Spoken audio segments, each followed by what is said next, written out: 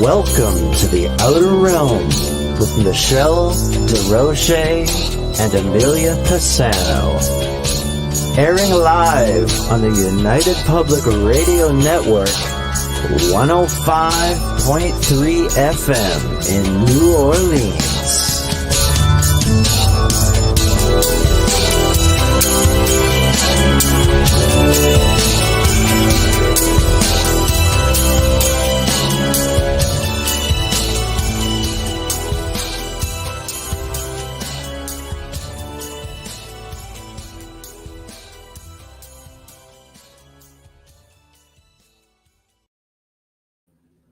Good evening, everyone. Welcome to the Wednesday night segment of The Outer Realm. We are broadcasting live on the United Public Radio Network and UFO Paranormal Radio Network, 105.3 FM from the beautiful city of New Orleans. We are fully sponsored by the amazing people over at Folgers Coffee who have been a part of our journey since the beginning. So thank you, Folgers. We appreciate you so very much. Also very appreciative of our other sponsor, Justin Snicker, Dr. Snick, the sonic surgeon, for his contribution of his time, his music, and his voice for our intro and outro. He's an award-winning composer of Halloween, horror, sci-fi, and dark wave electronic music, which can be found literally anywhere that you stream your favorite music. So thank you. And of course, we're just around the corner from Halloween, so you're definitely going to want to check out all his new stuff. Also, big thank you to Steve McGinnis for all of our incredible artwork. Tonight, we welcome the return of Constance Victoria Briggs. She was a lot of fun the last time we had her on. She's going to be discussing her newest book called The Moon's Galactic History, a look at the moon's extraterrestrial past and its connection to Earth. There's a whole lot behind that because a lot of people really do believe that the moon was brought into our solar system. Basically, it's not a celestial body as many think. Constance is a metaphysical, spiritual, cosmic researcher and writer. She's the author of, many books, but the Encyclopedia of Angels, Encyclopedia of God, the Encyclopedia of the Unseen World, and the Encyclopedia of Moon Mysteries. She has been a guest speaker on several radio shows discussing such topics, angels and extraterrestrial, ancient aliens, life after death. The list goes on. She's just really delightful. I'm sure she's going to be blessing us with her presence on more than a few occasions. So we're always very, very grateful for her. In order to participate with us this evening, you're going to have to get onto some of our main streaming sites, which, let me have a look, see here. Okay, so on YouTube, we're going to be on UFO Gods and Extraterrestrials, UFO Paranormal Radio, The Outer Realm. We're going to be on Facebook, News on the Flip Side, Canada's Most Haunted, UFO Paranormal Radio Network, United Public Radio Network, of course, The Outer Realm, and you can interact that way. You'll notice that I'm solo tonight. I've got no bubbly boo with me. She's got a lot of things going on. Busy girl. And we're going solo this week. So gonna miss her. Not sure if she'll make her way to chat or not, but she just might surprise us all. So I see people chiming in. Janie, hello. Wayne, hello. Zachman, hello. Howie, hello. Yes, isn't she great? We love Constance. So big hello to Tamara as well. And I believe our special guest is here. Constance, you ready? Just give me a nod. Yeah? Okay. Bam. Hello. Hi, Michelle. How are you? Good. How are you? Well, thank you. Thank you for having me on. Oh, it's a pleasure. So glad that you can make it again. So just really looking forward to this. Of course, reminding you tonight, she's just got a lot of things going on this week. Not the best week to kind of squeak more stuff on her. So I'm gonna miss her. Yeah, sending her some good vibes, and that's that. So of course, big hello to Howie. Howie's sending you. Hi, Howie. There we go. I know. No bubbles. Sorry, Tamara. Hopefully, maybe she'll surprise us in chat, but we don't really know. See how the day goes. So, gosh, new book. Yeah. I love it. I Yeah. love it. Brand new moon book. Go figure. Yes, I can't wait to hear all about it. So, why don't we just like dig right in, and every now and then I'll flash up some stuff because our biggest audience is our audio audience because we are an FM station, we go worldwide. So I'll read them off, and then that will allow the audio listeners to be able to know what the heck we're talking about. Okay. But apparently Howie has a question, which is what he wants to say. Oh my goodness. Okay, Howie, just for you. Before we let poor Constance get started, we're going to go with your question. So what is the connection between celestial aliens and paranormal spirits? Oh my gosh. You know what, Howie? That is not even covered in my book, but okay. I'll go there. Naughty Howie. Excuse me. So I'm hoping, that I'm answering this correctly. So in my opinion, well, from my research, I believe that, first of all, there are unseen beings around us continuously on Earth, in the cosmos. And I've been thinking to myself lately that what we call the paranormal is really the normal. Yes. Honestly, Agreed. they're going to have to, come up with another word. So outside of me talking about what I think is going on with the moon, when it comes to the celestials, I think all life forms and all planetary forms has a special, I guess, to bring it down to a person's understanding, we could say guardian. I think that all of the celestial bodies, I think they have, a special entity that is assigned to them. It's kind of an angelic sort of way of thinking. I feel that way on Earth. I feel that, when it comes to us, we have our guides and our angels, our guardians. Nature does. But also, this goes out into the cosmos. And I have a very interesting story for you, Howie. There's a young man that is on my Facebook page who is an astronomer out of Germany. He's originally from Iran, and he had moved there and to study this. And he has had some amazing things going up on Facebook. Well, we had a conversation because he wanted to know what I thought of several photographs that have been sent to him from around the world. Each of these photographs showed the moon, and it looked like there was a large black bird flying across the moon. However, each of these photographs were from different countries. And he's asking me, how can people from different countries have the same picture?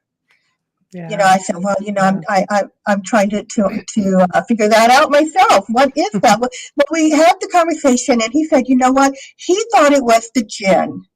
And if you know the jinn, they are supernatural beings. And I don't know if I would call them the jinn. Maybe that would be, I guess, the name, in the Persian culture for it. But I would have said, some sort of guardian or an angel as well. And that perhaps that was manifesting across the moon. Now, how far how far their powers would be and what their responsibilities would be regarding the moon or Earth or any of the other planetary bodies. Of course, we wouldn't know the extent of it, but I do believe that each body has a celestial being that is far beyond what we can imagine and huge and powerful. I love it. I do. I love it. I tend to wonder when we're talking angels and things of that nature. I would imagine if you're on a spiritual level or a religious level, a lot of people do call them angels and such, but demons. But if you're a ufologist, for example, who's a little, I think a little bit more tunnel vision, as I say, they would look at them more as maybe beings of light, extraterrestrial beings. Do you basically see that? Do you believe they're two very separate type of entities? No, Angels and they're the same entities with different names. Yes, All Very cool. right. So I wrote a book on angels. It was an Encyclopedia of Angels. And, it was very precise in that each of these angelic beings had the definition for what they did. But the word angel itself is where I'm going. The word angel, that's just one Yes. word. There are many words for the same type of being. Right. And we've been just programmed here in Yes. the West to say angel. I But, like to always clarify because we have a mix of so many different belief systems. I mean, we have millions of people who listen to us, and there's a whole melee of different belief systems. mhm, So I always it's always something that when we're discussing, I like to try to get the different perspectives and just it sort of includes everybody. You know, hey Hamilton, all the way from the UK, you're still up listening to us live. Wow. Hello, hello. So let's get started on this book because I've been really excited. There's a lot of theories with the moon, yeah. with respects to, is it really a celestial body? Is it something mechanical? Is it because there were times throughout ancient history where there's no mention of this thing at all. And yet there So, it is. so yeah, why can't it be both? Yeah, well, Interestingly enough, it can be both. And I know that sounds a little weird, and I'll explain. yeah. I'll Okay, go explain. ahead. Yeah. So basically, when it comes to this well, let's just recap a little bit. And then Wherever I'll you try to want to start. Your show, your platform, you go. I tell you, I think coming on, it is just a huge subject, this moon business, and where to start. So I will start, and please, please, please, I tend to lose my thoughts, so remind me to get back to the whole mechanical, versus natural object Of course. question. Okay, Yeah. so Right. when I wrote the first book, the Moon Mysteries book, I wrote that as a simplified, at least I thought it was a simplified way of explaining moon anomalies and what's going on for people, who don't have their hand in this subject matter all the time, like you and I do. Right. And Howie. And Howie. Howie's is one of the girls tonight. Yeah. There are people out there who have no idea that there are strange things going on with our moon. So long story short, the moon has been showing signs, have been showing anomalous activity since, as far as we know, since the time of the telescope. When the telescope was created, right away, the astronomers were seeing activity on the moon. They were seeing strange lights moving across the moon. They were seeing shadows, mist. At one point, one astronomer said he thought he was seeing insects, like, a swarm of black insects moving across the lunar surface. And so it was considered science at that time that there were people on the moon. They believed that the moon was inhabited, and they called them Selenites. I can't ever say that word correctly. Please excuse me. And so these lunar inhabitants were thought to be going about their business. These scientists believed, just like we do on Earth, it was a thing. So here comes the modern era, and our scientists said, well, there's no life on the moon. There's no atmosphere. Nothing's going on in the moon. The moon is a dead rock in the sky, and they wrote it off as such. However, the astronomers continued to see activity on the moon. Now you've got these people that are seeing different colored lights, different size lights moving across, lights in the craters that they can't, excuse me. Sorry, one of my lights just. So, we're talking about the moon and lights. Yeah. Okay. I hope you can still see me okay. We can, we're good. So the anomalies continued, all right? And our scientists didn't try to explain it. They just kind of ignored it. Well, I tell you who did kind of take a look, and it was NASA. When NASA was created, they kind of said, what's going on up there? And so they put out 3 studies on what in the world could be happening up there. Now, they weren't necessarily making it public, but they did it. And one of their publications from that time, where they put all what they call transient lunar phenomena, where they put the astronomers, what they saw, the dates, the names of the crater, the length that they saw these lights everywhere, over the moon. They created a booklet on it. And you know what freaks me out is they did this, they knew something was going on up there, and they still sent, I believe that we went up, they still sent people up. So, with that said, once the astronauts went up, they found, and we have some of the pictures, and some of them have been, obscured. Mm-hmm. But we see, there are structures on the moon. We've seen pictures of UFOs on the moon. We've seen pyramids on the moon. There are a lot of pictures that got through. Right. Okay. They say, they covered up everything. They didn't cover up everything, because you can Google very easily pyramid on the moon, and it pops up and it gives you the NASA picture. So my Moon Mysteries book introduced people to all of these things, the structures, the UFOs that are seen up there, and the history of the astronauts, and the history of the Apollo astronauts going up. However, with that said, we don't know the origin of the moon. So we've got this thing up there. It's got all this activity. They've got the scientists over here saying, no, nothing can be happening, but we're still seeing all the activity. And the scientists don't know how it was created. Now, I don't know about everyone out there. When I was younger, I thought the moon had been, I thought they knew how the moon was created. I thought the moon was captured in Earth's gravity and was pulled in, right?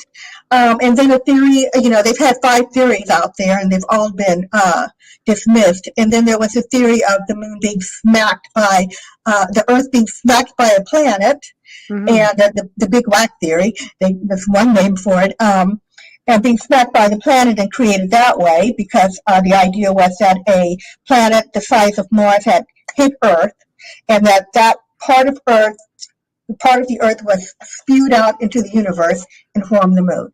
That's what I thought, but that's not what it is. Right. So a lot of us think that we know how the moon was created.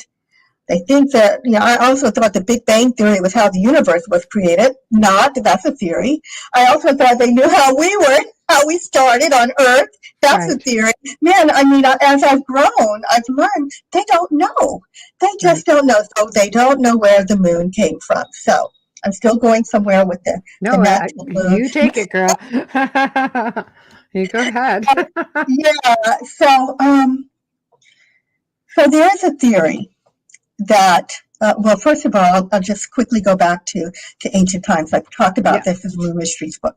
So in the ancient times, we have a number of philosophers, great men of old, writers, who talked about a time before there was a moon in the sky.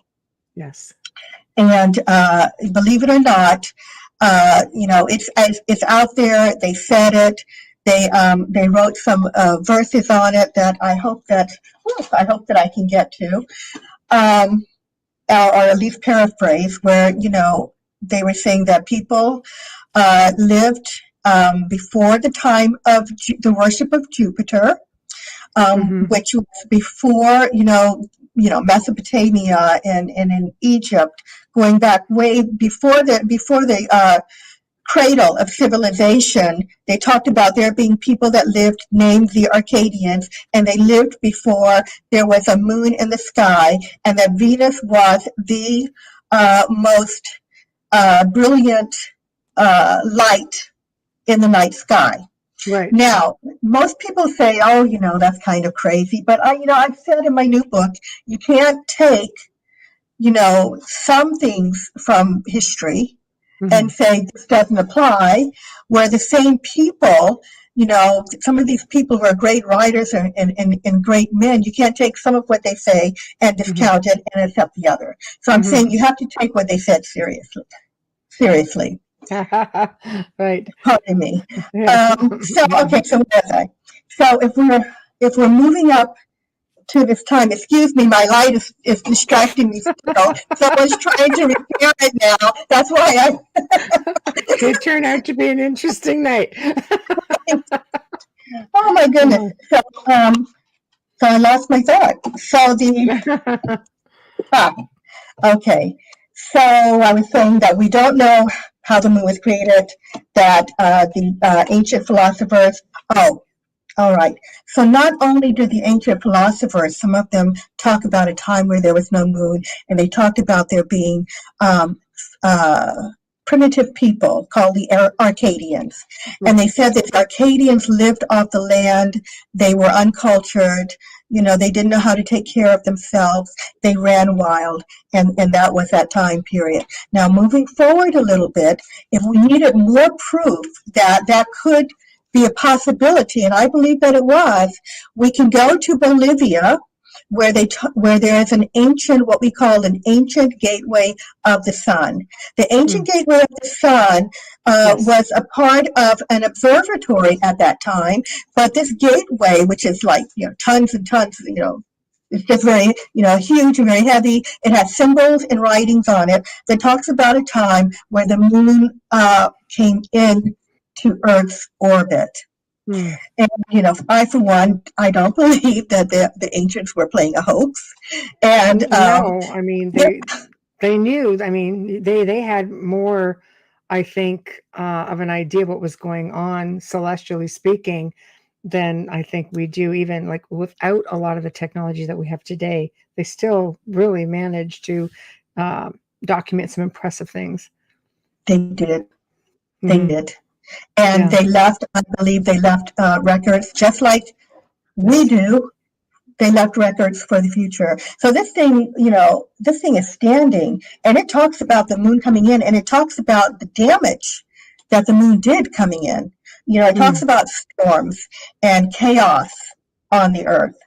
And so I think that when you look at these ancient writings, it does tell us that, there was a time where there was no moon in the sky. I accept that.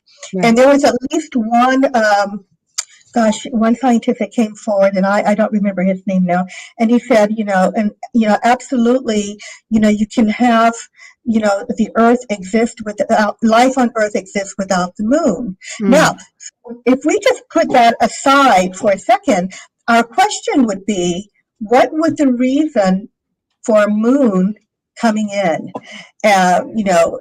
not there, but all of a sudden come in? And that's where my new book begins. And the new book's title is The Moon's Galactic History, a look at the moon's extraterrestrial past and its connection to Earth. Right. Because if all of those ancient writings are correct, and there was no moon, then where did it come from? So my book goes into all of the theories that who could have sent it and why. So there's a lot of theories. There's a lot, and they're pretty cool too. Because it's an anomaly itself, right? Like Tamara says, it does not rotate and always faces the same way. That's sort of different right there for one of ours. Like look at the planets, everything. Like this never does anything. It just sits. It just sits. Pretty much. Yeah. And there is a theory, of course, that someone is there and positioned the moon so that we could not see what's going on that other side that is facing away from us for whatever reason. The theory is that they don't want us to know what's happening. Yes. An observatory for Earth, Tamara says. I think Constance will get into maybe some of that. What if the moon is an observatory for Earth? That's right. Let's get into it. Yes. All right. Should I get into that, or should I go back to the history? We'll get to all of it. I think the moon could be an observatory for Earth. Yes, and I think that is part of of one of the theories of being watched and. It's one of those theories for sure. But let's see where you want to start, and we're just going to keep up. Okay, so I'm just trying to move forward. Yeah. So there's a story, another ancient story from the Zulu people. And I do have it in my Moon Mysteries book, and I tie it into the new book in that, so the Zulu people said in their belief that the moon, when they had to kind of turn it into a story, they referred to the moon as an egg. And they said that this egg was hollowed out, outside of our universe, and that the yolk was taken out, and then it was sent by two extraterrestrial brothers that are believed to have been of a reptilian species, and that this thing was sent across the universe and placed in Earth's orbit. Okay? Along those lines, as I move forward into the 1970s, there were two Russian scientists, very prominent. They worked for the government, the Soviets. They worked for them, and they put their reputations on the line when they wrote a paper stating that they believed the moon had been brought from outside of the universe into our vicinity, and they referred to the moon as a spaceship. All right? So they said that inside of this moon, they looked at NASA. First of all, they looked at NASA's evidence from the astronauts going up, finding out that the moon was hollow, finding out that it's made of these elements. And it resonated. Oh my gosh, yes, it resonated. For the first time for an hour. The second time they hit that thing harder, and it went on and on for hours and hours. And they were startled, and they came forward in a press conference, and they said, they don't understand it.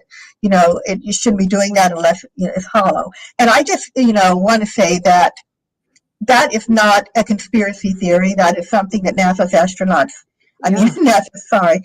scientists came forward with and stated. This is a thing. It is real.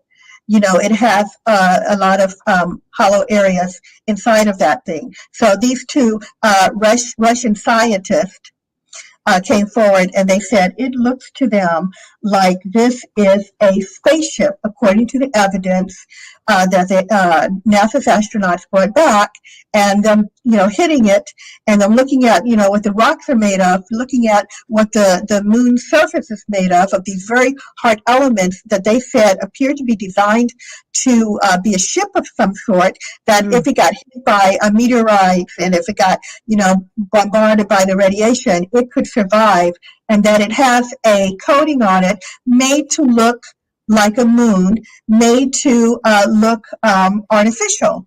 And they said that inside of, let me just see if I can. No, well, you look for that. I'll read off this comment. Wayne says, on the early moon message, it was said that the landing module was dropped back to the surface, and the sound of the impact made a resonating sound similar to that of a bell. So it says the next time the astronauts dropped the module from a higher altitude, and the resonation lasted much longer. Right. I read that the resonation for the second one was 3 days. That it just kept ringing. Yeah, yeah. So can you imagine if there were someone in there and you're like hitting this thing and they're just kind of bouncing around? Yeah. I know. And to think that if they're in there, they must be peaceful people because they didn't do anything back, as far as we know. Anyway, so these Russian scientists asked the question. They were quoted as saying in their paper, it is more likely that what we have here is a very ancient spaceship, the interior of which was filled with fuel for the engines, materials and appliances for repair work, navigation instruments, observation equipment, and all manner of machinery. In other words, everything necessary to enable this caravel of the universe to serve as a Noah's Ark of intelligence, perhaps even as a home of a whole civilization. with the idea of a prolonged existence and long wanderings through space. And this is NASA? This is not NASA. These are two Russian scientists in the Wow. 70s looked at NASA's Yeah. data and put their reputations on the line and By came saying forward that. with this idea. Wow. So yeah, That's so I mean, crazy. Yeah. and since that time, others have come forward too with similar theories. Mm-hmm. Yeah. Um, so let's see. We are at the trying to. Oh, okay. So let me just get back to the question. I really, Yes. I don't know what I'm going to answer it otherwise. So number one, that ties into it being a natural object and an unnatural object at the same time, because they think that originally it was a planetoid. Right. All right. And so you've got that natural and unnatural, but why would a celestial being attach itself to it? Because if anytime you have a group of people, you are going to have more than likely, this is like, just another subject, but you're going to have, a celestial being that is attached to a group, no matter if we're humans, if we're flowers, if we're animals, we have guardians and angelic beings with the different groups. So that is my theory. Is this group of people, just like humans have angels, perhaps they have as well.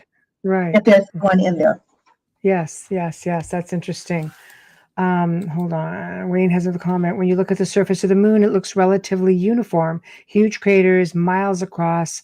It looks not that different from smaller ones. It looks as though it was indeed created. Yeah. So I think what he's talking about, and actually this was one of the Russian scientists' pieces of evidence, they said, was that when you look at the craters, there's an impact on the moon, that the craters are around 2.5 miles deep. No matter how hard the impact, they don't go any deeper, which talks again about that protective shell. Yeah, it's definitely a fascinating thing. It gives you, sort of makes you think about that whole, planet Earth is a zoo kind of thing, and we're just a bunch of lab rats being monitored by, extraterrestrials from above. A whole mix of different beings that come from literally everywhere across many universes or galaxies. Look at the crypto-terrestrials, for example. That's just a whole other thing. I mean, boy, dimensional and multiverses, and oh my God, we could just go on and on. So that's right. But you know what? I think that is really important for us to figure it out. I think that we are living in a universe full of life, and we didn't get. I mean, for our space travel, we didn't get any further than the moon. No. Before we ran into something out there. That's true. And where there's one, there's many. And, there is a theory that the reason we don't have disclosure yet isn't because the governments aren't telling us. It's because the extraterrestrials may be controlling that. They have been, so for people who have channeled extraterrestrials, people who have claimed to have gone on extraterrestrial ships, there are stories of extraterrestrials having visited governments on Earth. All of these, there are many who have said they don't yet think humans are ready for disclosure. And it just may be them that are calling the shots here as to when, we can have this information made public. Although, if you look at what's going on out there today, it looks like it's coming soon. Well, I look at the last country to give disclosure is the United States. You look at countries like Brazil and France, for example, they've been doing this all the way along.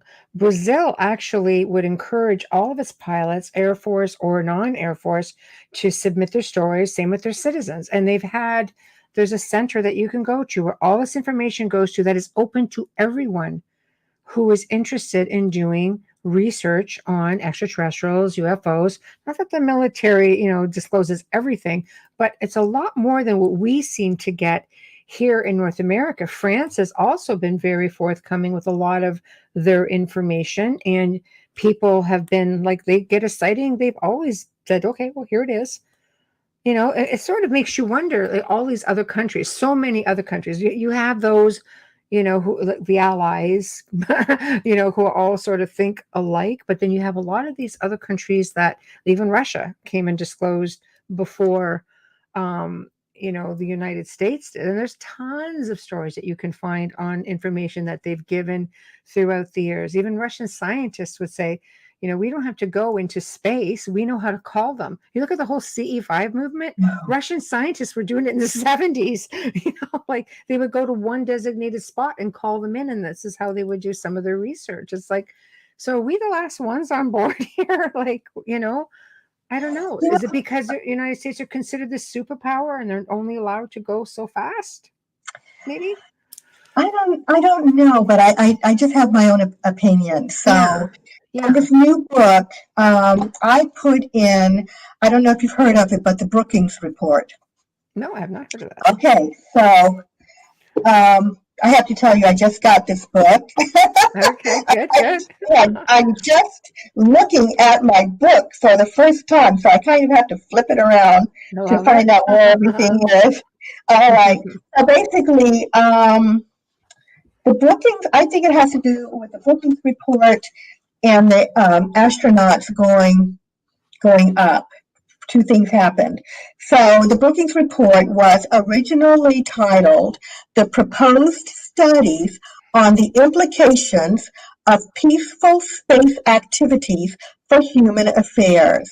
Wow. It says while face-to-face meetings with aliens will not occur within the next 20 years, they thought, unless its technology is more advanced than ours, qualifying it to visit Earth, artifacts left at some point in time by these life forms might possibly be discovered through our space activities on the Moon, Mars, or Venus.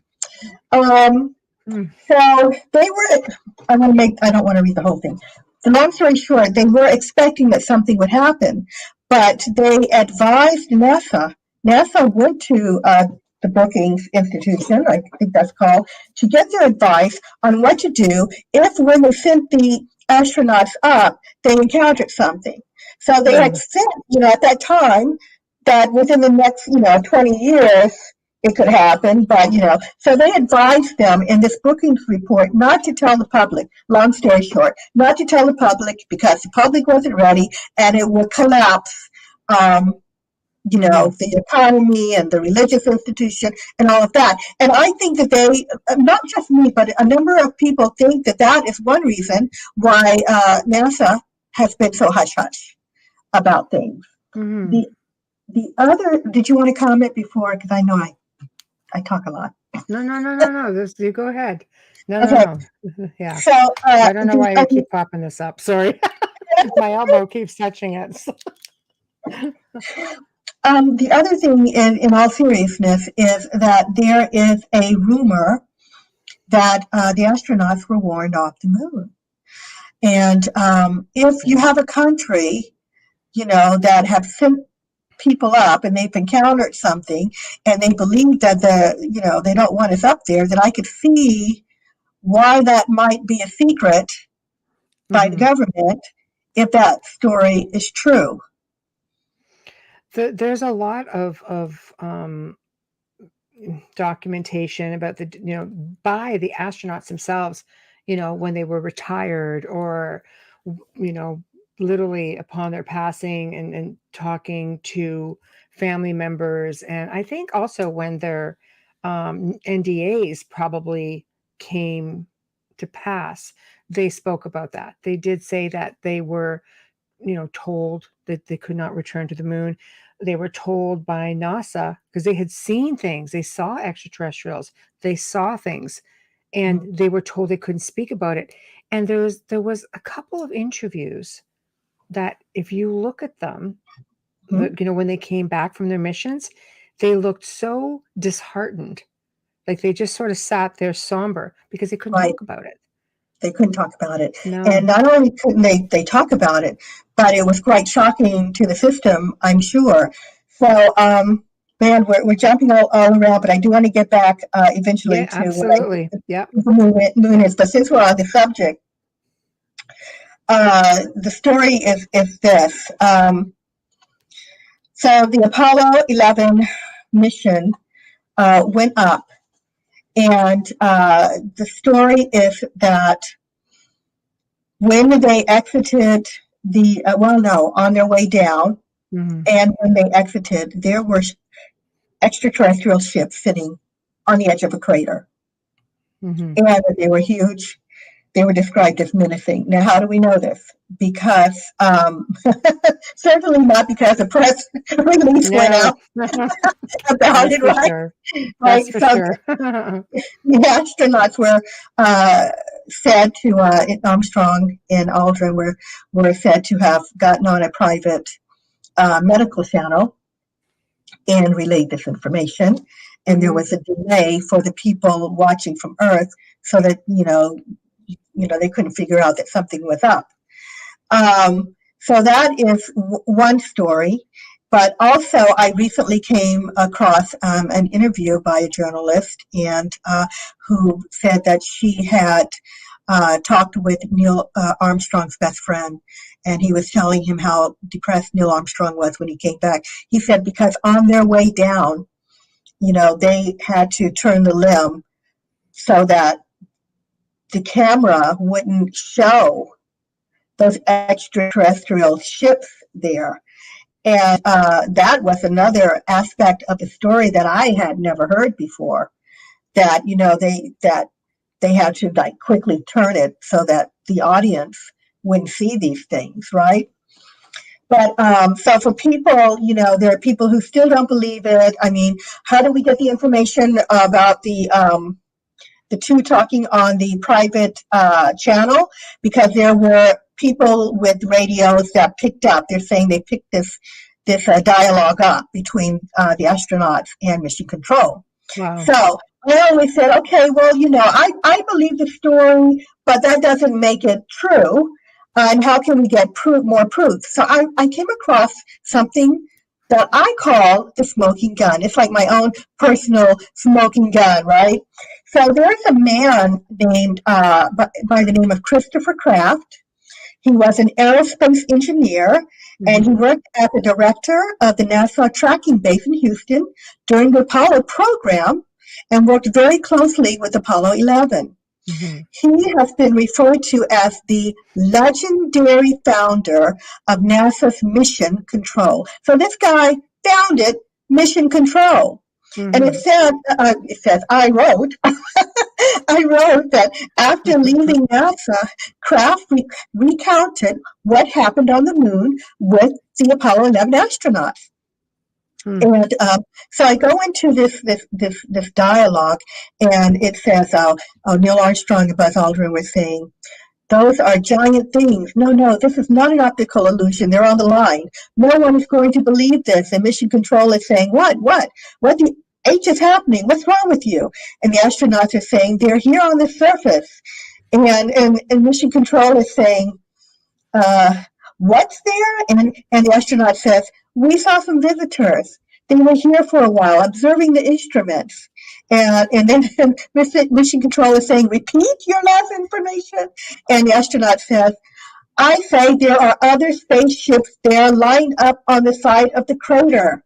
And it goes on for a little bit. I won't read the whole thing. But I just figured if you've got someone, who created Mission Control saying this, of course, after he left NASA, then what other proof do you need? I mean, obviously he was a person of reputation, and there.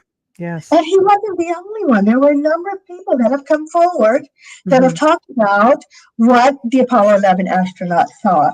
So somebody, I believe, is up there. I mean, all the astronauts at one point or another, all the favorites, all the greats, they have all spoken of seeing something out there. All of them. All Yes. of them. And Yes. on their way, every last mission to the moon had some interaction with a strange encounter. Hmm. There were lights, there were some some missions where there were lights from the outside shining brightly in and Hmm. blinding them. At one of the missions, uh, something flew past them and made their craft move around. Hmm. Uh, pitch and yaw. They lost control, almost lost control of the craft from whatever it was, this UFO that went past them so fast. Right. There were some that saw UFOs flying up from the surface of the moon. This is, while they're still in space, I'm Mm. talking about.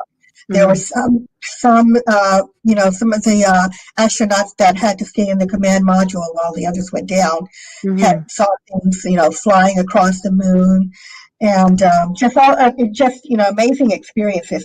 The ones on the ground, on the lunar surface, saw constructions. We have pictures of reflections even in helmets. I mean, there were so many things you can see, things like looking at the picture of an astronaut's helmet, you can see something, that he's looking at because it's reflected. Hmm. Um, we had a couple of astronauts who were almost hit by something that flew past them. Hmm. We have one of my favorite stories is the tale of I call it like the shoebox structure, where Apollo 17 astronauts were riding in their little dune buggy Right. and across the lunar surface, and they came across this building, Hmm. and it looked like a big shoebox, and it was covered. It looked like with the same material that the moon is made of, and so this was shown back on Earth when people were watching this mission. And there are people that still talk about this today. Oh, yeah, I saw a structure on the moon. Well, at that time, they tried to hide it because when it hit the camera, and Walter Cronkite was the Hmm. person that was, doing the news broadcast. And he said, that looks like a man made structure. And then it went dark, right? And they came back 20 minutes later and with a story for Conkright saying that the little dune buggy, the camera on it, had accidentally taken a picture of itself. Sure. Right, right, right. uh, So, yeah, so they encountered a lot of things up there. And I tell you, there is at least one story where one of the astronauts encountered a being that was actually outside of the ship waiting for them. And he hmm. was like an ethereal being that he was translucent. You could see right through him, which was interesting because there is, and I can't remember the name of it, but there are a group of extraterrestrials that are said to be ethereal. I mean, we can't They see call them them all. the light ones, aren't they called the light ones or the Council of Nine, or there's different ones that are There are different just, ones. yeah, Yeah, just like that. Yes, yes. different ones. And so you can see, but he didn't do anything to the astronauts. For people who think that they might be dangerous extraterrestrials lurking about, I don't believe that they're on the moon Hmm. because we've Yeah, had 12 men walk around up there, and yeah, nothing ever happened. right. So Wayne reiterates the same thing that I had made mention when the first astronauts did their first press conference. None of them look elated by their achievement, but instead they look quite withdrawn and deeply troubled by something, which is what we said. They look really withdrawn, and they didn't really, because they weren't allowed to speak about their experiences. Much like many of the Air Force pilots or Navy pilots. Because I know my producer, I mean, he's been on the Nimitz, and the Nimitz has had many UFO encounters, and they're never allowed to talk about it. So it just makes sense. I mean, astronauts at the end of the day are Air Force. Right. right? So you don't talk unless you are allowed to talk. So it's definitely interesting. Where do you think, so from this point, all this documentation is going on. I mean, he makes it all the way to Apollo 17. When are they told no more? You can't come back no more. Like, this is it. Because I remember being in grade school, and I'm aging myself, but it was a freaking long time ago. And they were saying then that they had hoped by 2030 that they would have, like, I remember reading this in a book in a school library, thinking that they would have colonized the moon by 2030. But instead, they were completely turned away. They got up there and they found out that someone else lived there. Yeah. I Yeah. mean, I don't know why that surprised them, considering they had documentation of movement, light, strange things going on with the moon. Right. Something was causing the commotion up there. Who was it? Mm-hmm. And there is some talk as to, that they did have an inclination that there were beings up there, but they wanted to beat Russia up, because this could be a security thing, and they wanted to be the first to check out these lights and things in ships, but not ship structures. Right. I believe that they knew. I believe that they knew, and I'm surprised that they would have sent anyone up, because that could have been, to me, it could have been really dangerous. But they have I could completely see that. But you have to, like, all these structures, for example, okay, look at this again, I'm doing that thing. All these structures, the pyramids, this building, I mean, it's pretty much mirrors what we have here Right, in some of our ancient structures. So right. did this anomaly come into our solar system with these structures intact? Because these things were there here on this planet before a lot of these Greek philosophers. Right. That's where I come in with my new book. Okay, good. my There thing we of, go. All right, perfect. Okay. Segue. New book. Yeah. Of course I don't have the answers, but obviously Yeah. there was, or is still, a civilization up there, an ancient civilization. You can see today, and these pictures are from the probes that they've sent up here and there to take pictures of the lunar surface. You can see structures, you can see buildings that obviously were one time utilized. They could still be utilized. And so the question is, what you said, did it come in with it? Did the moon come in with the people that were living on it or inside of it, and came outside of it once it was planted where it is? That is a possibility. And lived there. And are they there now? And did they vacate? Okay, are they using both the inside and the outside of the moon? So basically, we have ancient structures that look intact that we've seen in pictures, and then there are people like Michael Barra, who has written a couple of books on the moon, and he's talked about some of the structures and how they looked blown apart. Okay, they look like there was some kind of war up there. So what's interesting is that there are structures that look intact that are ancient, and structures that look like they were blown apart. And there are craters on the moon that look like they were not created by meteorites, but they look like it was some sort of nuclear blast that caused them. So, but when you get back here on Earth, and I talk about this in the book, when you get back here on Earth, there are places, South America, in the jungles, that look like ruins of cities that suffered from a nuclear war ages ago. And they have all of the markings of what happens under a nuclear attack, and the scientists have been scratching their heads trying to figure that out. Because, of course, as far as we know, we didn't have that capability.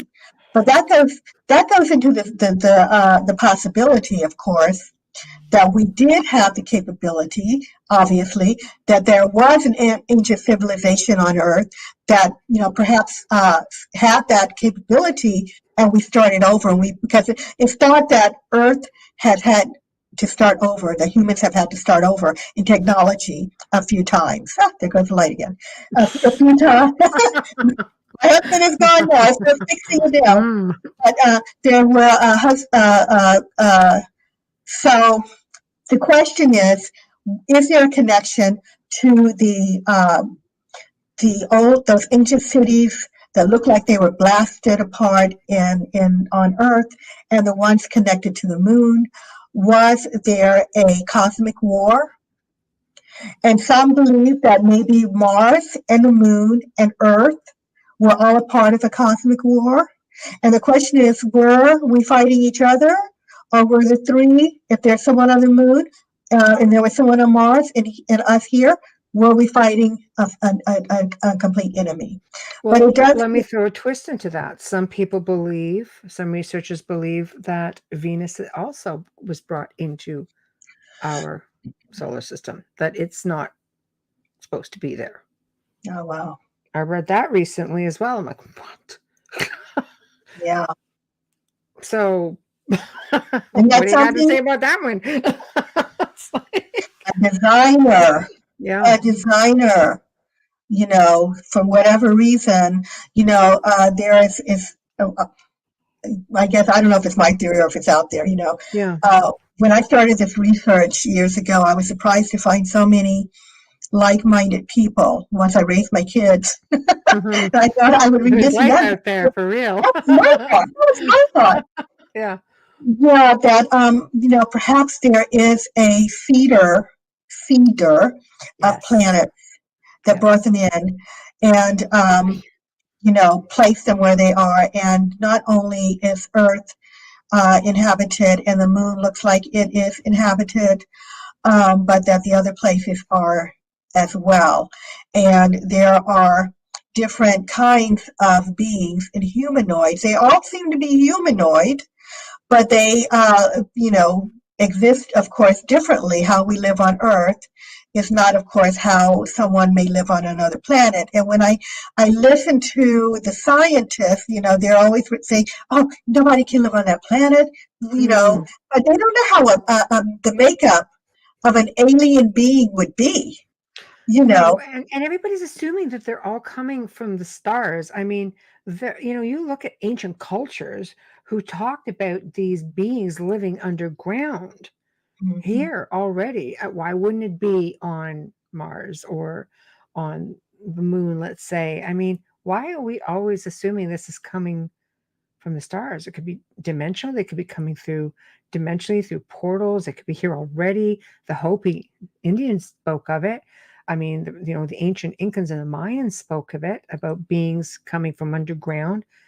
Were they, I guess the question would be, if there was this galactic war, were they driven underground?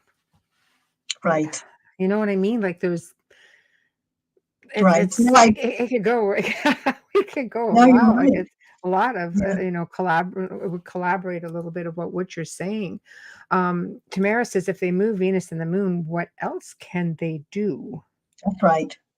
That's right. And I tell you what, Tamara, what is a concern is if they can move the moon in, will they move it out one day? Yes. That's something else, if, they bring this thing in, you look at how people and the planet are affected by the moon, ocean currents, things of that nature, water. We're made up mostly of water. Why are people so affected by this thing that apparently just got brought in, this mechanical thing, and yet we're so affected by it? Right. So I talk a little bit about what the moon can be And I just hypothesis. Yeah, she says if they move the moon, it could cause tidal waves. It's just what we're talking about. Yeah, we would be in trouble. We would be Yeah. in trouble. So, Yeah. if there's someone on the moon that can move the moon, don't you think we should be friends with them? Yeah, I'd be down. Right? Well, look at the havoc it caused coming in. It's going to cause just as much turmoil going out. Right. I have I'll show you this in a minute, but Okay. there was and I put this in my book as a thing. There was a movie, and I'm forgetting the name of it, with George Clooney. I wish I could remember it. You can Google it. It was about astronauts. And basically, I know the one. I right? see it in my head. Yes. Yeah. So he had to, there was a cataclysm, and I don't even remember what it was now, a cataclysm coming to Earth, and there were astronauts in space, and he had to warn those astronauts to stay away from Earth, not come back, right? Mm-hmm. And eventually those astronauts, they couldn't come back, they had to leave, and then Earth suffered the cataclysm. And it makes you wonder, so what if something like that happened in our ancient past? Because I'll tell you, there are writings that talk about ancient men or the ancient gods having having knowledge of how to fly and create ships that left the earth, and some of them went to the moon and beyond. I think that was Shiva, and the god Shiva, and he would go to the moon and back. Now, what if there were people, because they said if you believe in Atlantis had access to this technology. It existed around the same. Yeah. What if they got out there and got stuck? If we had, and we have had, I think it's 5 cataclysms. If we had cataclysms and there were people out there in ancient times, and we had that technology, could someone have gotten stuck out there? Could they have gotten stuck on the moon? Could they have just started traveling to the moon? There was a cataclysm on Earth and they couldn't come back. Mm-hmm. Could they be us? Well, a lot of people believe that, let's say, grays, for instance, are us way in the future, and they're coming back here to, intervene somehow because of maybe what happened to them. It's like Tamara says here, it sounds similar to the story of Planet X.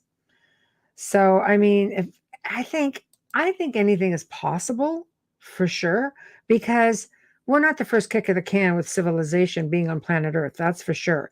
There's discoveries being made all the time that are millions of years old, and devices and that are like, what the heck is this? And, they found, what is a part of a hammer in Texas. This is like, I don't know, what, 1 million years old? How many hundreds of thousands of years old? Yeah. They found a nuclear reactor in Europe that's 250 million years old. Like that was used to mine. It's like, we're not the first kick at the can. So for us to say, no, this isn't a thing.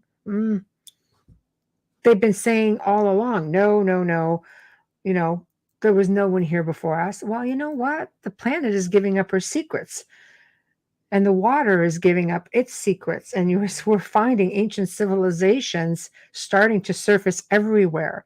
That's just here on planet Earth. Yes. Isn't it mind-boggling to think we've been walking around all this time with all of this going on, beneath our feet and above our head, and we didn't know. We're just carrying on with our lives, and we didn't know. Yeah, I know. So. I know, it's true. It's true.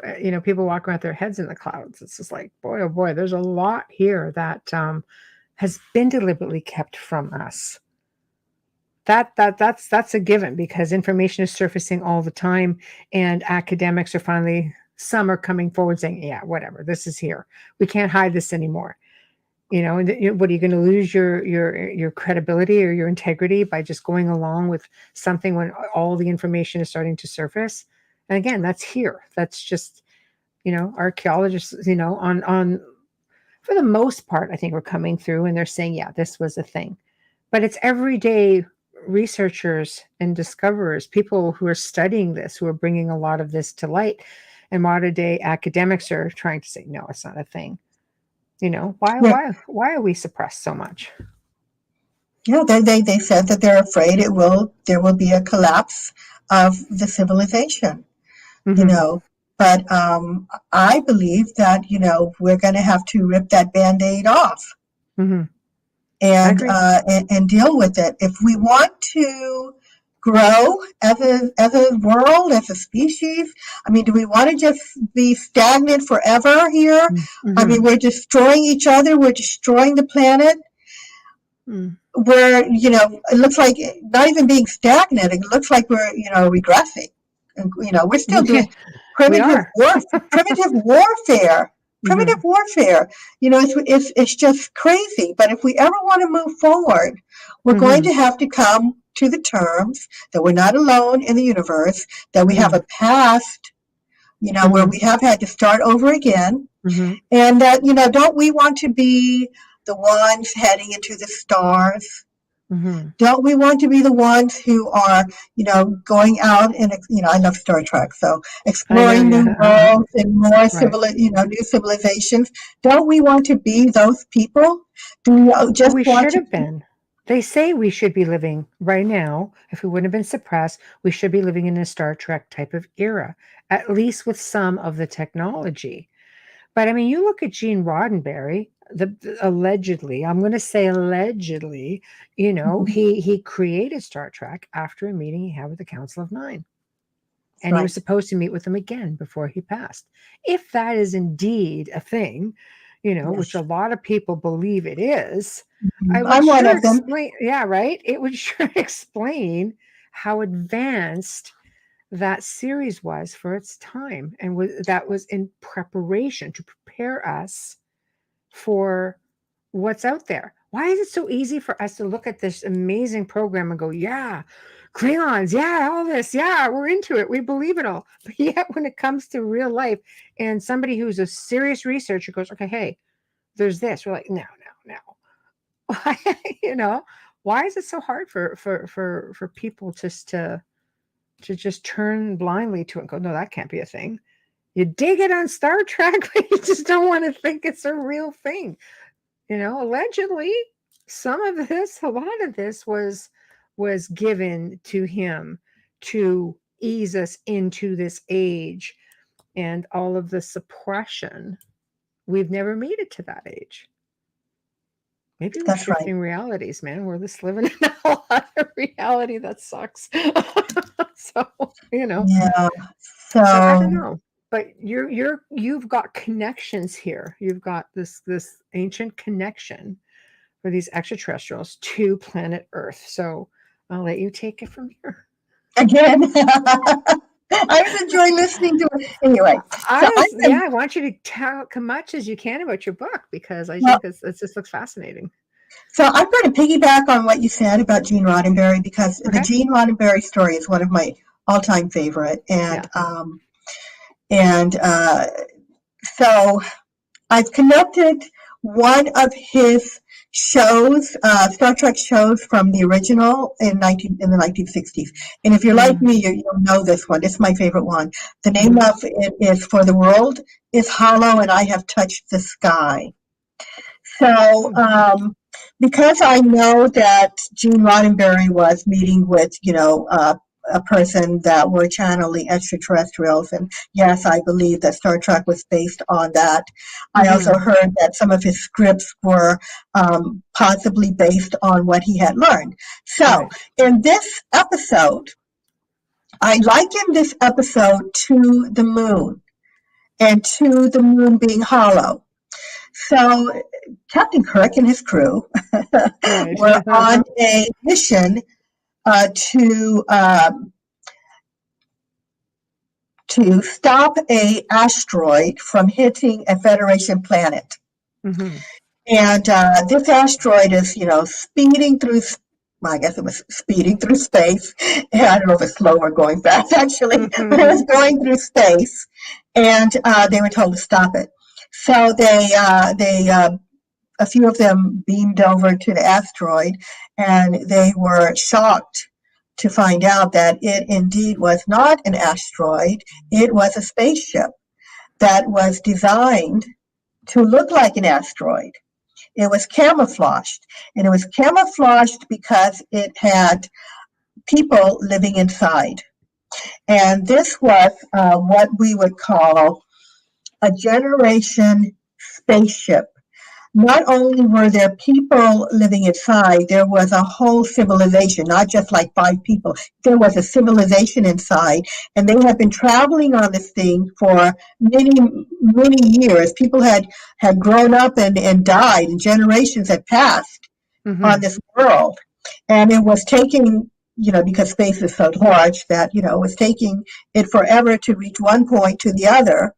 And so there was a man on it who was telling the captain that when he was a child, it's one of my favorite things. It's in my book. The pictures in my book. I was so excited that it made it in. That this guy from Star Trek, and he's saying, "Yeah, I climbed up, and I was able to sneak because they were not allowed to leave the interior only, and I climbed up and I looked, and I was on top, and I know that." He said, "For the world is hollow, and I have touched the sky." Oh, no. Sounds like And the then Truman Show. Just a little bit. and then he was struck dead. Right. He was struck dead right there for saying it. Right.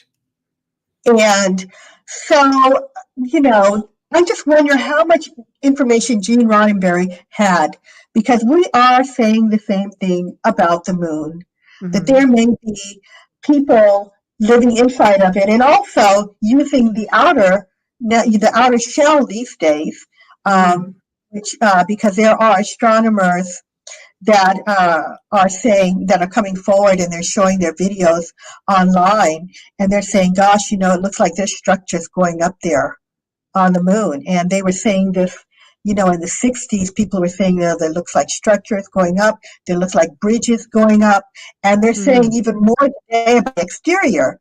So my question is, are there people on the exterior and the interior, or are there people using the same? Is it the same group, of beings?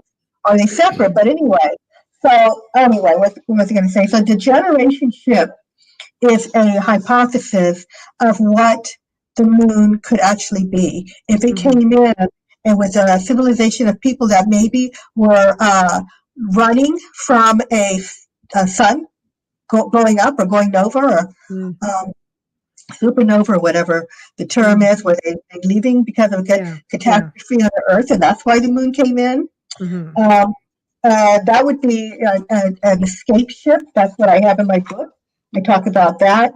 And I likened it to like Noah's Ark, where this escape ship took a bunch of people, maybe the best of the best, maybe DNA samples and all of this stuff, put it into the ship and moved it across the universe, and it decided maybe the Earth's orbit was the best place, for them to park.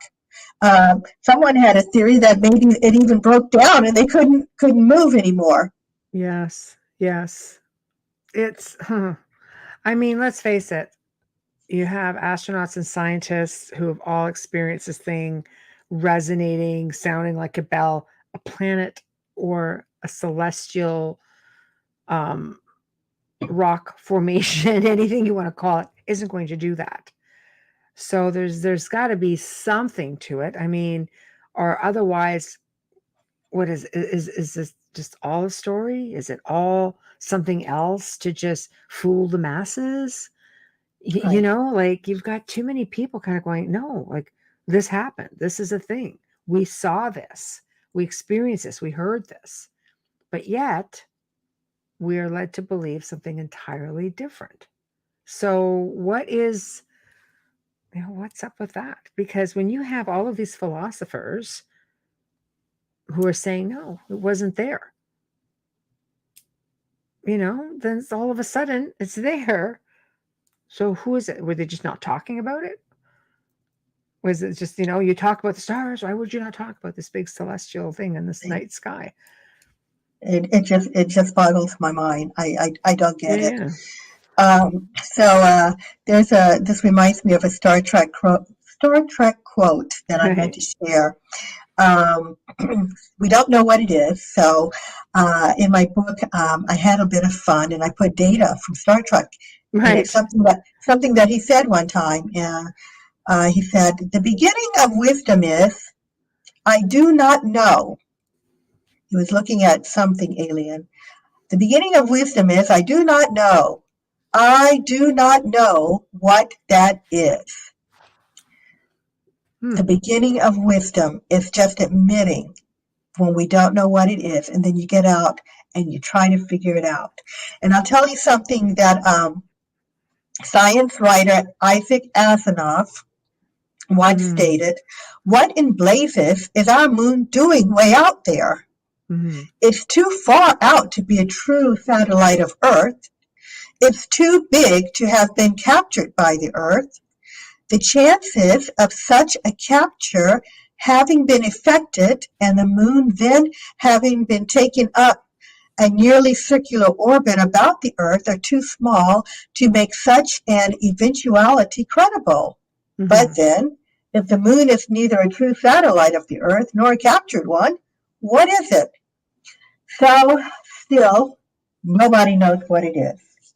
Right. It's the anomaly yet again. It's the anomaly. Yeah, yet again. So we talked about it being possibly an escape ship. The other thing, and this kind of fits into the escape ship category, would be a city ship. So a city ship is something that has been seen in science fiction. And when Gene Roddenberry was listening to this channeled information, he was basically told that what the beings were on was a city ship. And this was not just something where, it was not something where people escaped. It was something that is a world, not a world within itself that travels the universe.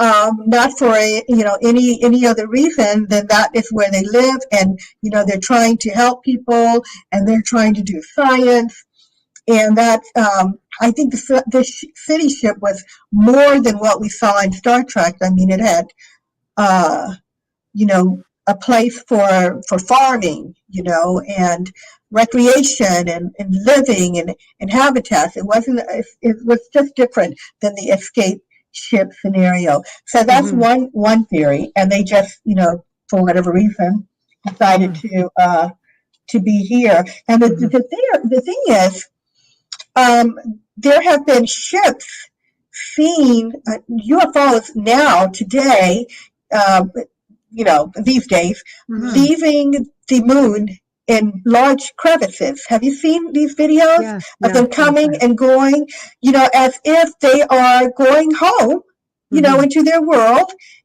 parking their cars.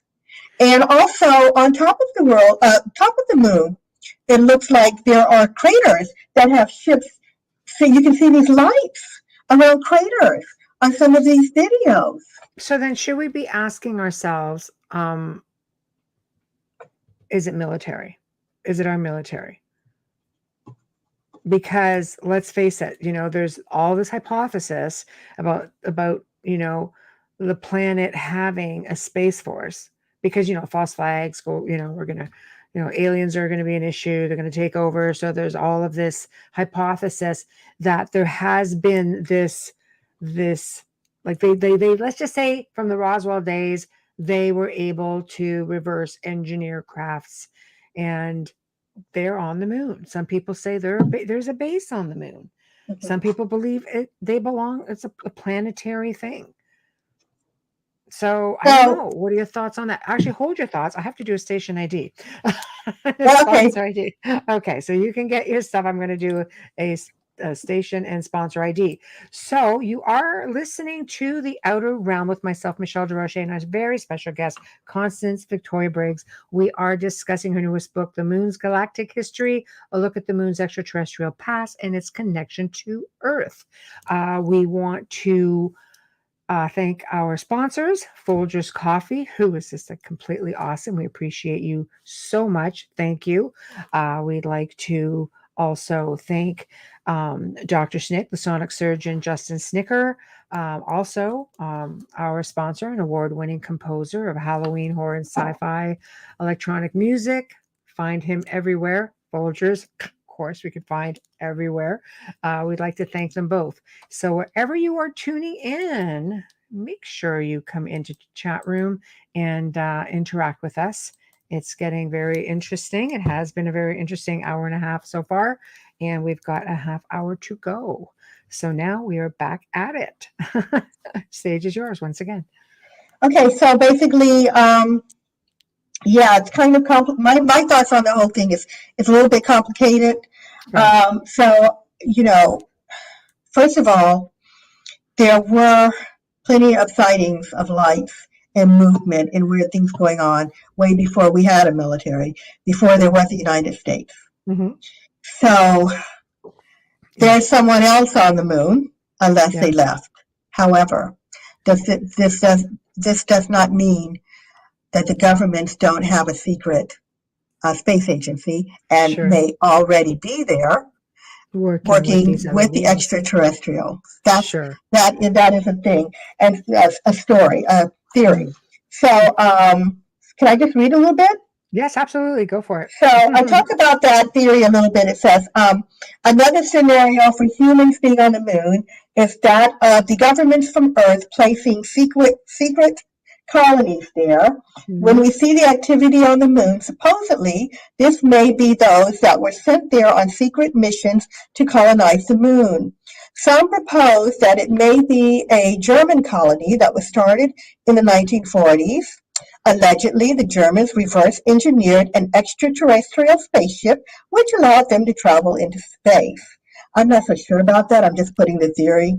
They are believed by some to be living on the far side of the moon. Other governments are believed by some to have established a secret mode of travel to the moon as well.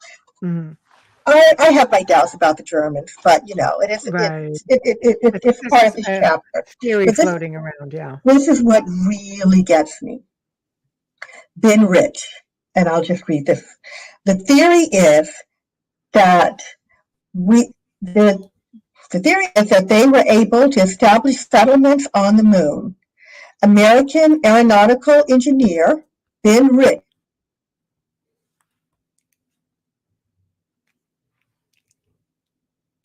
Oh, Constance, you're frozen. Frozen. Hello. Oh boy. Hopefully she'll just come on back. I know that she was having some problems with her lights and so on. Maybe there's something going on at her end. So let's, there we go. There we are. You're back. You completely froze on us. Yeah, you did too. Everything went dark. Bum, bum, bum. So you couldn't hear me. I should read it again. We couldn't, so you'll have to go again. Yeah. That's okay. It says, sorry. Okay, so the theory is, I had all black screen. And so the theory is that they were able to establish settlements on the moon. American aeronautical engineer Ben Rich is regarded as a brilliant scientist and is known as the father of stealth. He was a former head engineer in charge of the Lockheed Skunk, that's the name of it, Lockheed Skunk Works. He led the development of the F-117, the initial production stealth aircraft. He is a person that had inside information on our state-of-the-art science and technology and possibly UFOs and extraterrestrials. Mm-hmm. Rich is quoted as stating in a speaking engagement, "We already have the means to travel among the stars." Yes, absolutely. So if you doubt it, there you again, you have someone, with a high reputation, doesn't get any higher, I think, than that, who says we can do it. So we could he said we could do it. Now, did we do it? So we could be up there working with them.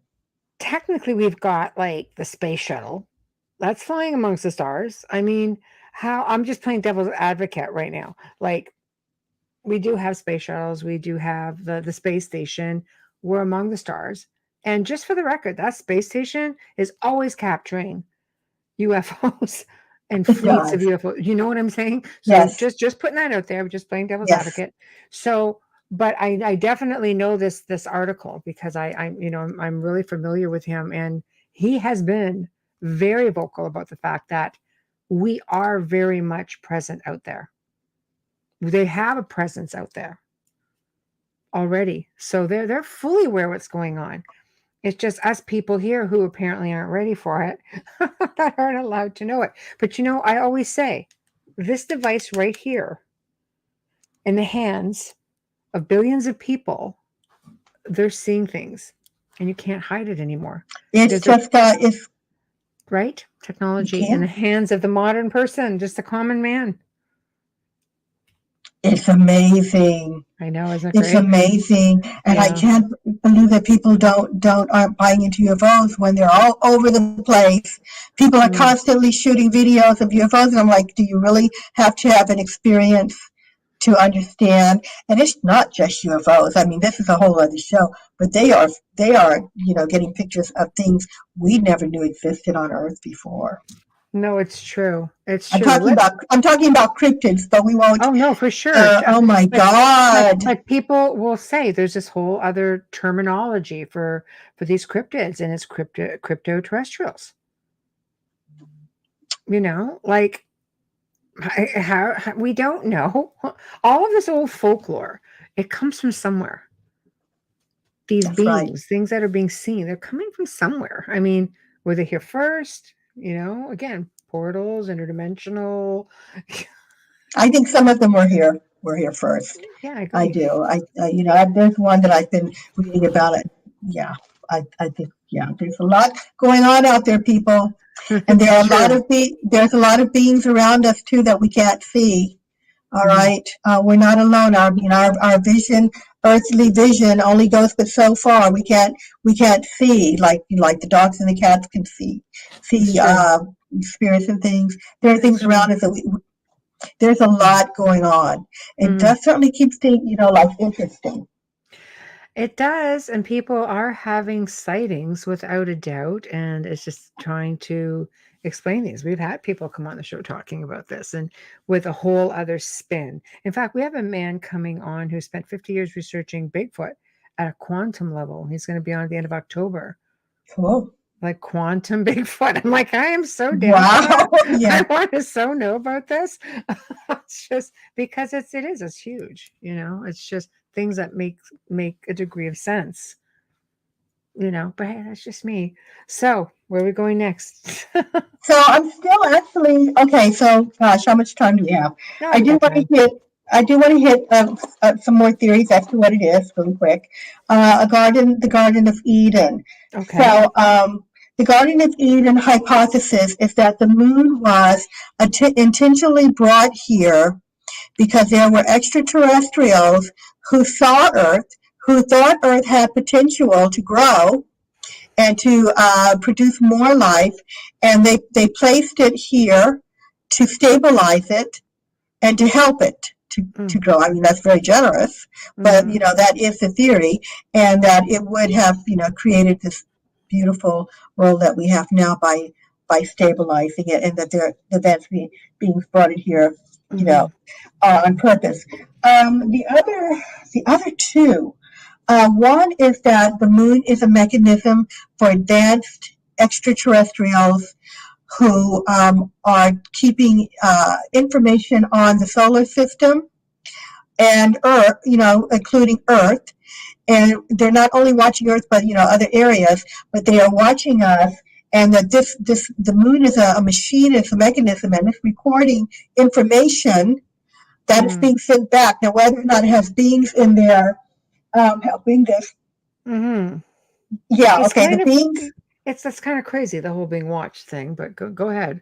The beings believed to be on the moon may be the keepers of this information and caretakers of the moon. Sources state that the moon is filled with technology to collect this information about Earth and has been doing so for millions of years.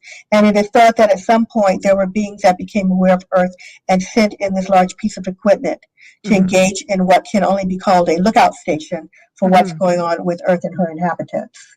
Right. So that's something. It's definitely complex. Tamara says there's a myth stories of aliens coming to Earth to mine gold, and man is their created workforce to which they created. And I mean, we evolved much faster. You know, the theory is we evolved really fast and, you know, in a pretty short period of time on the grand scheme of things of time. Totally. So, you know, yeah, I guess you could pretty much look at that as a pretty strong possibility. Yeah, I mean the fact that also, you know, there were beings that helped us along. Oh, I just want to say that. Please remind me to get back to Tamara. I just want to say that the beings that may have come in on that escape ship also may have planted some of their people here, and that may be one reason why they're watching us, because if we are them, they're watching the progress of their people, you know, from that one planet they were escaping. Did some of them come off of the spaceship Moon and come to Earth? Yeah. What did Tamara say? I'll put it back up for you. There is a myth story of aliens coming to Earth to mine gold. That's the Anunnaki, I believe. That's the Anunnaki. Yeah, and man, we're the created workforce. Evolved a little bit too quick. Right. So the thing is, they're expecting. Some people are saying that the Anunnaki are returning soon. Very soon. And is that a good thing or is that a bad thing in your opinion? Because a lot of people are on the fence with that. Well, I read just today that someone's saying that the Anunnaki are returning to upgrade our DNA. So that would be a good thing, right? If that's true. That's a theory. It's all theory. I don't want to go back to the mines. All right. Oh! You just reminded me of something. Oh my gosh! Yes, no mines, please. But there is also a theory, and I just wish we could get on the moon and just knock out all these theories, right? But there's a theory that there are Anunnaki on the moon, and that they are still they're not using us as slaves, but they are still mining the Earth for gold. So there are stories that there is gold missing on Earth. Okay, they don't know what's happening to this gold, and there have been ships seen coming and going from Earth. They know from the water and for water, and they're wondering if they're also, you know, taking gold and taking it back to the moon, and that the moon is the place where they are sending it from to Nibiru. Wow, right? Yeah, that gets really complex for sure. But I don't know. I keep thinking it's just a greedy elites. Just got me crazy. You know. But yeah, I mean, you don't know that they've ever stopped. Are we just a workforce in a different level, though? Well, you know, I was thinking about that just recently because I keep hearing that, but I can't think of anything that we're doing. You know, I go about my day-to-day life. What am I doing that's helpful to them? What? I don't see it. I mean, the physical, you know, there are a lot of laborers. We're keeping the workforce is the machine that keeps the money rolling. You are a consumer. You go out, you buy things. You have to make money in order to buy things. You just keep that thing rolling all the time. If people stopped working, if people stopped buying, then all of a sudden, I think, you know, the brakes go on, and there's a lot of people up on the food chain up there who aren't getting paid. You know, I think that's how some people contribute in that way. You know, here's a comment for you by Art. Hi, Art. Famed remote viewer Ingo Swan. Yeah, saw an underground reptoid base on the far side of the moon. Was it a If you've reptoid ever heard of race? I Angel know, Swan, yeah, I he's, know Swan. yeah, I know who he was. Yeah.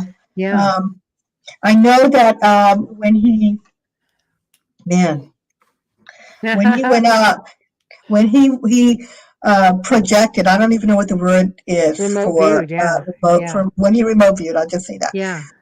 So for those of you who don't know, he was used by a secret agency, government agency, to look at the moon. This is why, I say that they knew something. I mean, Swan was considered the best remote viewer of his time, and they got him and gave him the coordinates to remote view the moon, and he did, and he saw humanoid beings working on the moon, and they weren't wearing any kind of breathing apparatus. No. And he said they were making some kind of laser, and he saw buildings, and somehow they were able to perceive his presence. Mm-hmm. And he realized that they did, and he cut it off. And after that, he hid for a long time because he was found out. But he was shocked that he was found out, because apparently you're supposed to be able to do that without being, I don't know much about remote Well, viewing, remote but viewers, I mean, essentially you're peeking in from the outside as energy. But I imagine if there's somebody who's telepathic, or a lot of these beings are very advanced, that they would be able to see things like that. I've tapped into places, and people like, oh, I heard you guys right, talking, or I heard, I'm like, wow, really? It's pretty right. phenomenal. So yeah, I think it could have been seen. So for Advanced beings. people, right, right, and they Yeah. weren't wearing any kind of helmet. So, Mm-hmm. again, saying that we breathe air on Earth, but if Mm-hmm. you are a alien, we don't know what you need or what you can do, Well, there's so many or what they different need or what races. they can do. Hmm. Yeah, there's so many different races as well. I mean, Um, they come to this planet. You don't always see them with breathing apparatuses or anything like that. they're living right among us. I really believe that ETs are living on Earth and walking among us. For anyone who doubts, because you get people who go, "Oh, there's remote viewing isn't real," blah blah blah. Hmm. No, Ingo No, I can assure you Swan, it's real. I can assure he, you it's real. he remote viewed Jupiter and found that ring around Jupiter. Now That's we don't right. see it like we see Saturn. But Sure. Jupiter has this ring, and he found it, and the Hmm. scientists didn't know it was there, and the scientists found it years later, after Swan had already told him, There it it's is. there. So I believe then, he's got a good reputation. I believe that what he saw on the moon was real. Hmm. Just look at that, the Jupiter thing. Exactly. For sure. For sure. Art says that a reptilian said he would kill him if he ever came back. That'd be enough to What? put the brakes on. That's what I was saying. When he remote viewed it, the Oh, reptoid reptilian said he would kill him if he ever came back. Frightening. oh, okay. See, I'm not Wow. familiar with that. I know. Lots of little hidden gems in there. So absolutely. Interestingly Absolutely. enough, when I have a chapter in this book, and it's called "Hark Who Goes There," Right. and I, just trying to figure out who might be, what kind of beings are on the moon. Hmm. And, as we've said, it could be several actually living together up there. But it's the title of the chapter is Hark Who Goes There. And I actually do have reptilians as one of the candidates for a species living on the moon. Okay. Yeah. And the reason I put it there was because of that Zulu story. The Zulu people said that, in their tales, it was reptilian or lizard-like beings that brought the moon to where it is. So, and, reptilians, as many know, throughout history, have been seen, and it is a theory that, that they were here. They may still be here. They may be living, under the surface of the earth too. So Hmm. reptilians are a thing. I hate to say it, but they For are. sure. Yeah, absolutely. Um, Yeah. So I was listening to a story the other day of a lady who had stumbled upon reptilian beings, and but they didn't bother her. They Mm-hmm. were focused on apparently eating a snake. And I know, right? You can't tell me that they didn't know she wasn't there, and A that lot of people she who've wasn't gone bothered. under hypnosis have talked about encounters with reptilians. Yeah. So it is a thing, people. It's not my favorite thing, but one lady years ago who said she was a walk-in and she had all of this galactic history came, she was talking about the different species, and she said, with reptilians, um, there's good and there's bad. So there's no reason to be alarmed or scared if these beings do exist. That, Mm-hmm. you get good and bad, she was saying, in all beings. So, but they are a candidate as Mm-hmm. to who may who may be on the moon. Do you remember V, Mm. the show V, years Yes, ago? I didn't watch the remake. I very actually sex have the friendly. remake. Yeah. Yeah, so Yeah. yeah, that was if you want to, I'd rather think of them that way than the way Yeah.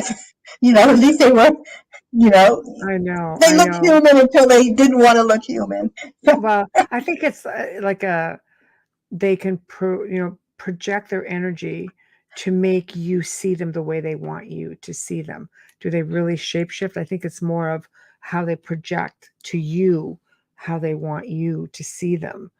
um, I mean, to me that's more viable, because people who have allegedly seen them say they could almost see.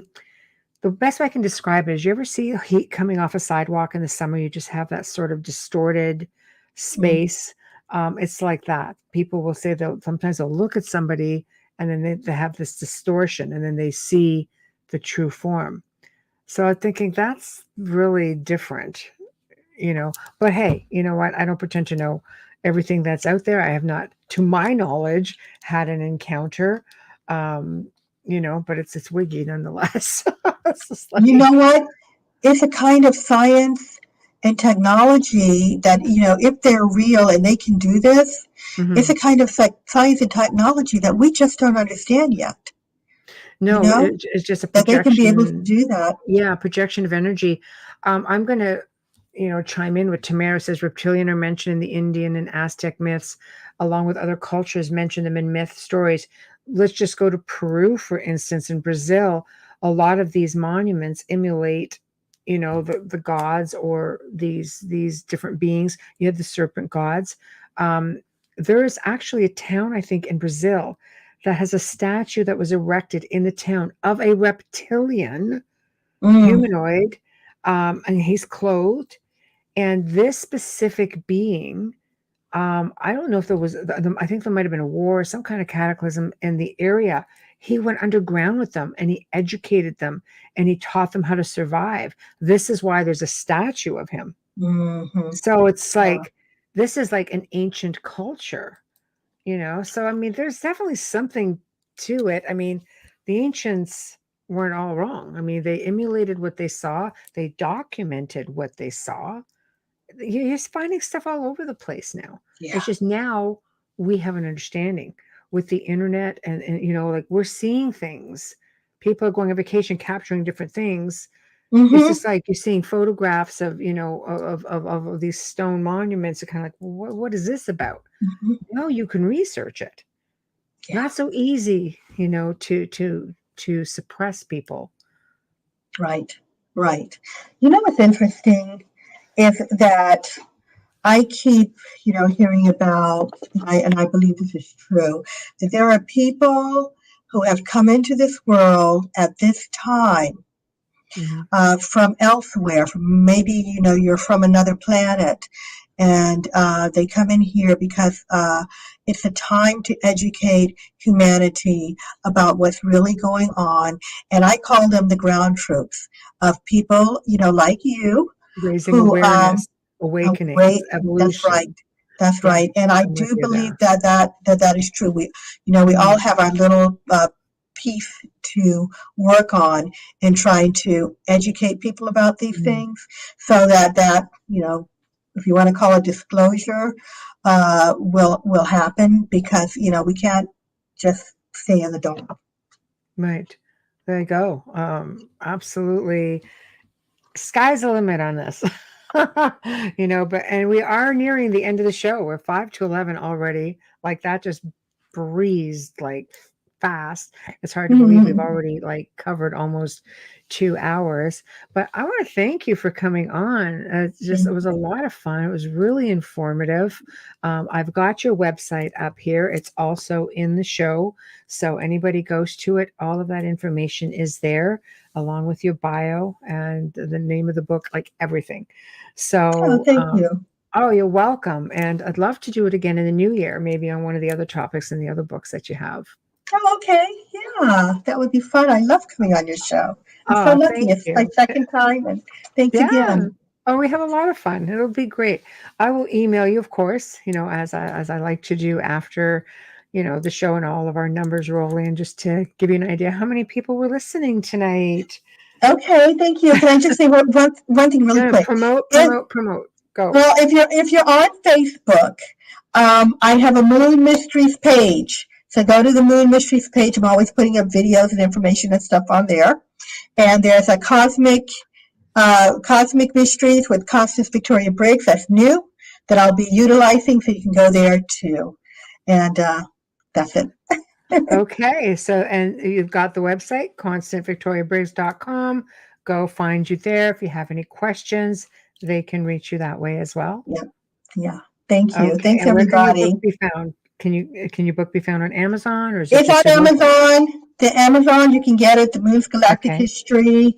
Very easy. Okay. Nice and easy, guys. So thank you. And thank you, Victoria. I will definitely reach out to you as soon as all those servers come in. Okay. Thanks for having me. Bye, You're everybody. welcome. All right. Bye. Well, that was just a boatload of fun, guys. Wow. Thank you so much to Constance for joining us this evening. Huge thank you to Folgers Coffee for sponsoring the show. Big thank you to Dr.